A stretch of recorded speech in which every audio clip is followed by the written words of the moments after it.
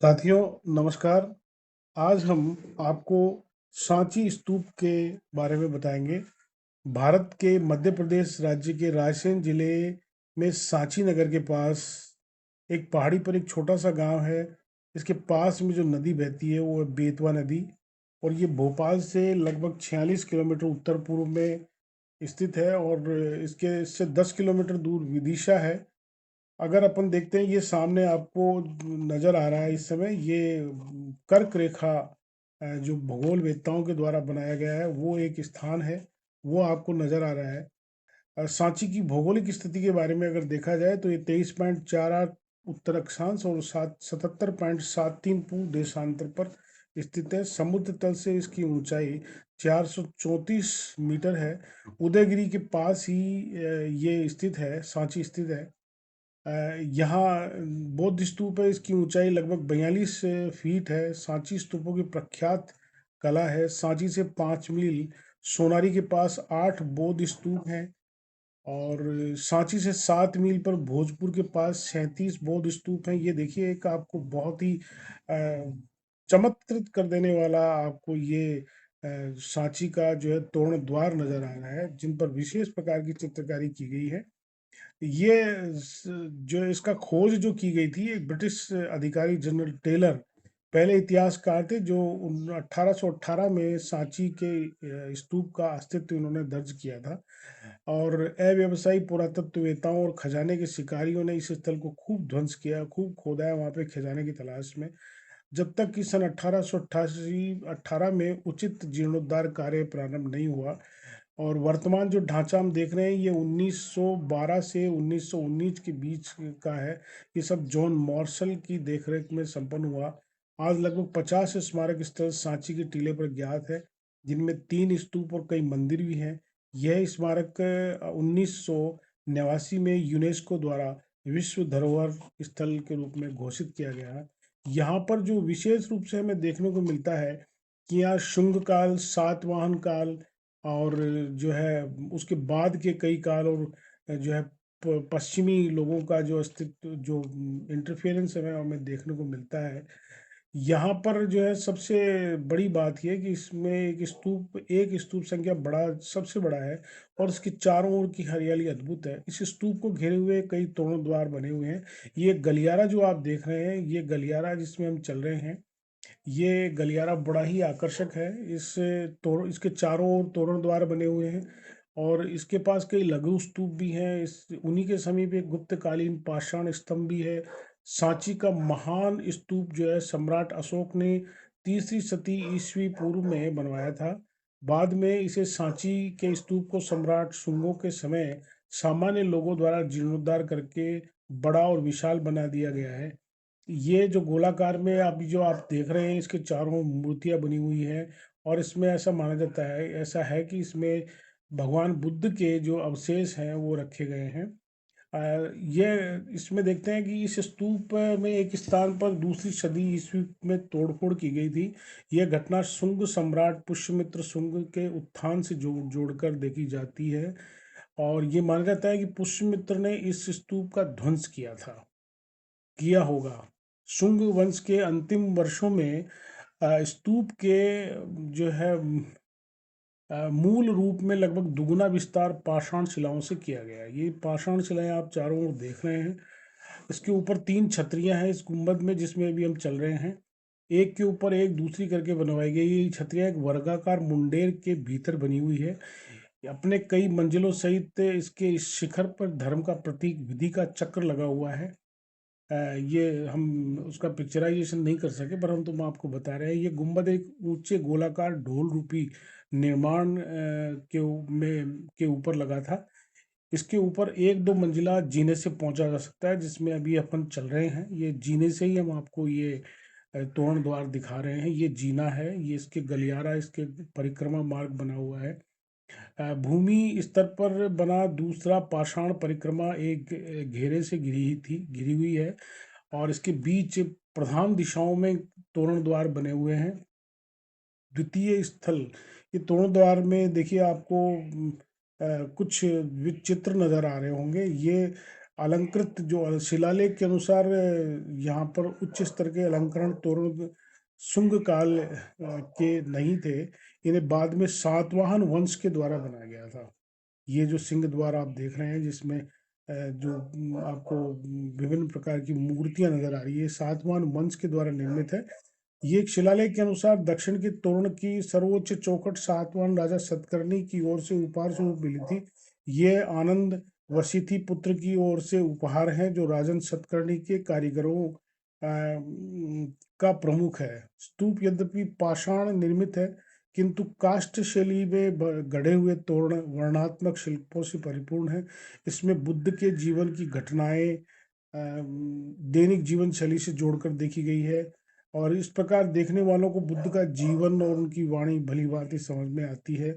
ये आप इस समय जो देख रहे हैं ये एक वर्गाकार मंदिर है जो इसको कुछ लोग मंदिर का नाम देते हैं, कुछ इसको एक थिएटर का स्वरूप भी देते हैं और इसको भी बाद में कुछ लोग तोड़ करके ले गए थे जिन्हें बाद में जो है प्राप्त किया गया था उनको। इसका जो ये ओरिजिनल स्वरूप में आपको देखा जाता है। और यहाँ पर क्या है कि जब अपन इसको ध्यान से देखते हैं तो अ, यहाँ पर बौद्ध धर्म और हिंदू निर्माण भी जो इसमें देखने को मिलते हैं। यह विस्तार 12वीं शताब्दी तक चला। मंदिर में संभवतः प्राचीन बौद्ध मंदिर है क्योंकि इसका आरंभिक गुप्त काल का लगता है। इसके इसमें एक चपटी छत के वर्गाकार गर्भगृह के द्वार मंडप और चार स्तंभ है। इसके आगे स्तंभ विशेष अलंकृत है और नक्काशीकृत है। इसमें मंदिर को परंपरागत छवि मिलती है किंतु अंदर से शेष तीनों ओर से यह समतल है जो आप इस समय देख रहे हैं और ये अनलंकृत है, इसमें कोई कलाकारी नहीं की गई है।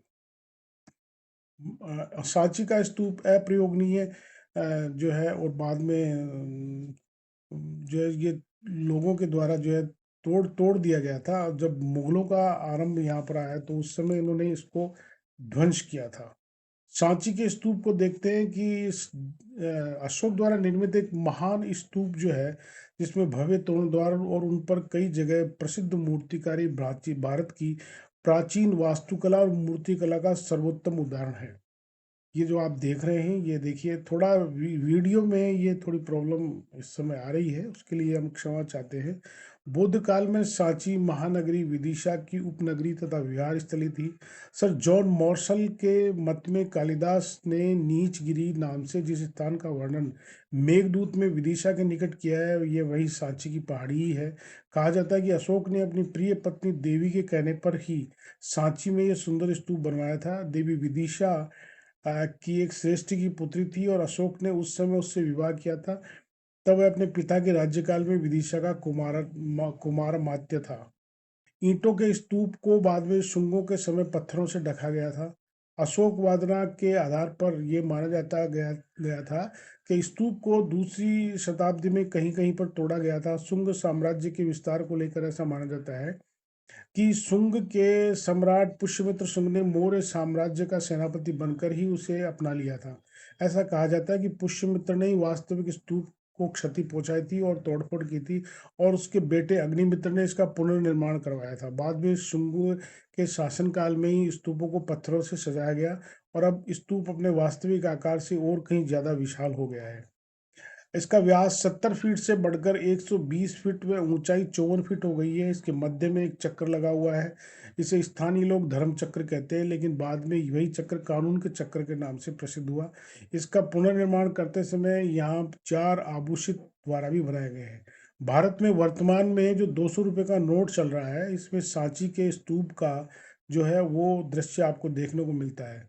सांची में मिलने वाले कई अभिलेख इस स्थान को काकनाबाद कोट बोट के नाम से इसको अभिहित किया गया है। इसमें प्रमुख 131 गुप्त संवत 450 से 451 ईस्वी का है जो कुमार गुप्त प्रथम के शासनकाल से संबंधित है।